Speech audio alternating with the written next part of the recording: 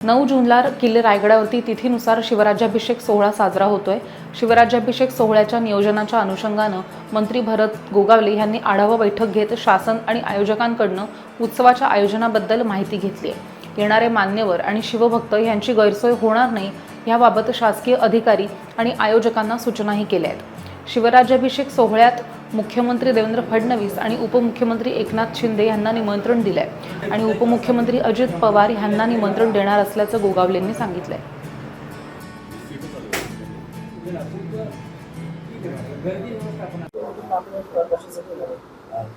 आता आमचे समितीचे अध्यक्ष, उपाध्यक्ष, सेक्रेटरी आमची सर्व टीम आहे।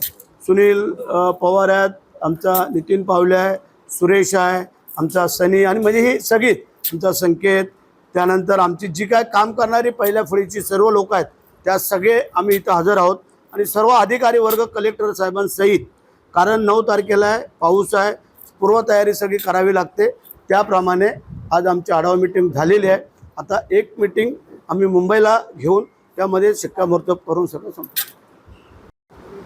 प्रमुख पाहुणे यावेळेला मुख्यमंत्री, दोन्ही उपमुख्यमंत्री, काही मंत्रीगण, आमदार, खासदार असे आम्ही बोलवण्याचा प्रयत्न करतोय आणि त्यांनी होकारही दिलेला आहे। फक्त आता वर्षाची कृपा पावसाच्या ह्याच्यात आता आम्हाला पाऊस असला, वारा असला आणि ऊन असली आम्हाला जाणंच आहे।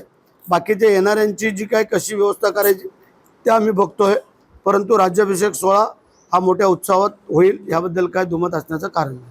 दोन्ही उपमुख्यमंत्री मुख्यमंत्र्यांचं येणं फायनल झालंय का आणि नियोजनामध्ये साधारण किती लोकांसाठी आपण आम्ही त्यांना कळवून टाकलेलं आहे की आपल्याला 9 जून राखून ठेवायची आहे।